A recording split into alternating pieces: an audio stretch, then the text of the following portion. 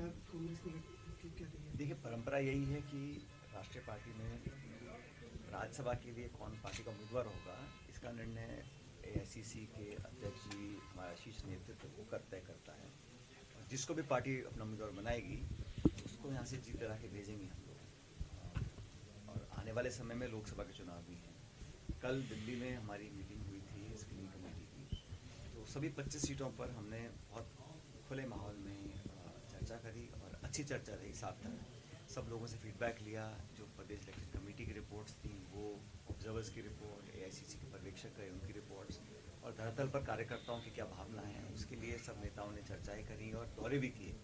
तो सबके आधार पर हमने विश्लेषण किया है और सभी 25 सीटों पर एक अच्छा पैनल हम लोगों ने तैयार किया है। कई जगह एक नाम है, कहीं दो हैं, कहीं तीन नाम भी हैं, लेकिन अंतिम निर्णय जो होता है लोकसभा के टिकट वितरण का वो सेंट्रल इलेक्शन कमेटी करती है, सीईसी। और संकेत ही मिल रहे हैं कि बहुत जल्द सीईसी की मीटिंग होगी और अंतिम मोहर नामों पर लग जाएगी। हमारी कोशिश ये है कि, और मैं हमेशा चाहता हूँ कि नए लोगों को, नौजवान लोगों को पार्टी मौका देती है, तो हमेशा जनता उस निर्णय का स्वागत करती है। विधानसभा चुनाव में भी जहाँ जहाँ हम लोगों ने नया प्रयोग किया, नौजवानों को मौका दिया, जनता ने अधिकांश जगहों पर हमारे निर्णय को सही माना है और नौजवान लोगों को जिताकर विधानसभा भेजा है। लोकसभा में भी मैं चाहता हूँ, मेरी अपनी ये पार्टी से मैंने आग्रह भी किया है कि नए लोगों को, अच्छे लोगों को, साफ छवि के लोगों को मौका दे, जो जनता में काम करता है। क्योंकि बड़ा चुनाव है, बहुत बड़ा क्षेत्र होता है, तो जो लोग लगातार जनसंपर्क करते आए हैं उन लोगों को पार्टी को मौका देना चाहिए। और मैं समझता हूँ राहुल गांधी जी, खड़गे जी भी ये चाहते हैं कि नई पीढ़ी में जो जागरूक, समर्पित कार्यकर्ता हैं, जमीन से जुड़े हैं, उन लोगों को मौका देंगे तो ये एक अच्छा संदेश पूरे प्रदेश में जाएगा राजस्थान के संदर्भ में। एक दिन लोक में भी बीते दिनों डीसी से भी यहाँ मीटिंग हुई, प्रभारी आए, तब एक नाम पर सहमति बनी कि सचिन पायलट को चुनाव करना चाहिए। क्या लगता है आपको? नहीं, वो सारे प्रपोजल आए हैं हमारे पास और मैंने कहा ना, सब जगह पैनल तैयार किया गया है। हर जिले की, हर लोकसभा क्षेत्र की अलग परिस्थिति है और विधानसभा चुनाव अभी हुए हैं, उसका फीडबैक भी, आंकड़े भी हैं। तो वहाँ पे कहाँ कमी रह गई थी, किस क्षेत्र को साधना है, भौगोलिक दृष्टि से, सामाजिक दृष्टि से, पॉलिटिकली, वो सब लंबी 3 घंटे चर्चा करी हम लोगों ने। और जो जो नाम भी आए हैं उस सब पर एक एक नाम पर चर्चा करने के बाद ही फाइनल तैयार किया गया है। और इसमें अंतिम मोहर कांग्रेस आलाकमान और सीईसी लगाएगी। और जैसे मैंने कहा, संकेत ये है कि हम चाह रहे हैं कि इस बार जल्दी हो जाए, क्योंकि लोगों को, कार्यकर्ताओं को और विशेष रूप से जो उम्मीदवार हैं उनको प्रचार के लिए पर्याप्त समय मिलना चाहिए। देखिए, लोकसभा का चुनाव देश का चुनाव है।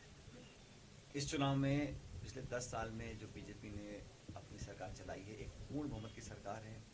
कोई कोलिशन के पार्टनर्स का दबाव नहीं है, अपने मन से पार्टी और सरकार उन्होंने चलाई है। सरकार चलाने में 10 साल में प्रचार हुआ है, प्रोपेगेंडा हुआ है, बहुत सारी बातें कही गई हैं, बहुत सारी बातें बोली गई हैं, लेकिन धरातल पर उनमें से कौन सी स्कीम्स कारगर साबित हुई हैं, जनता का आकलन कर रही है।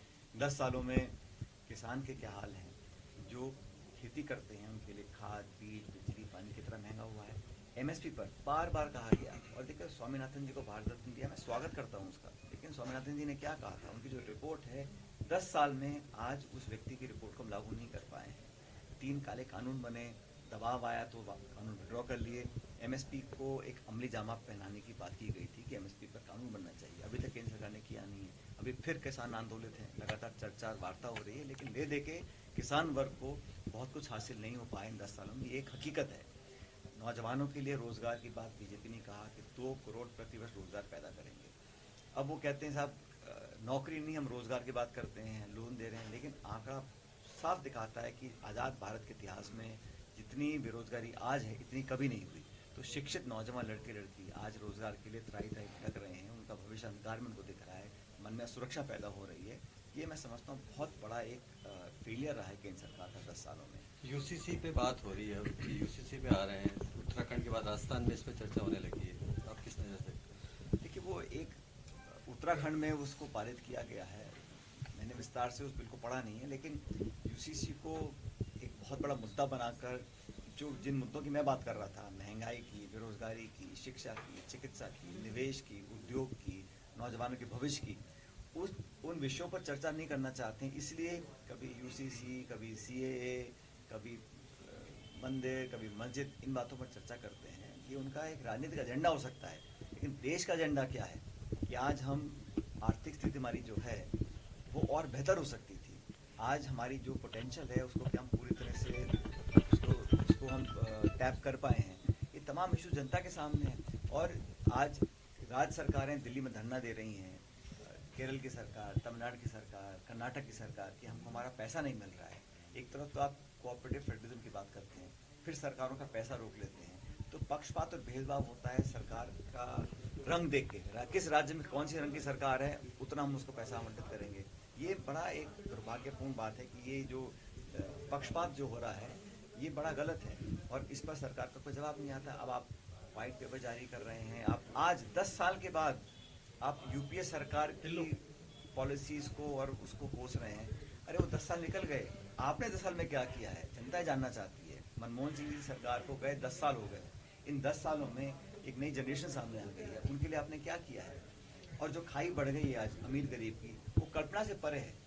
आज जो 80 करोड़ लोगों को आप सब्सिडाइज खाना दे रहे हो और बोल रहे हो कि हम तीसरी सबसे बड़ी इकोनॉमी बन जाएंगे, तो ये कहाँ तक सही है।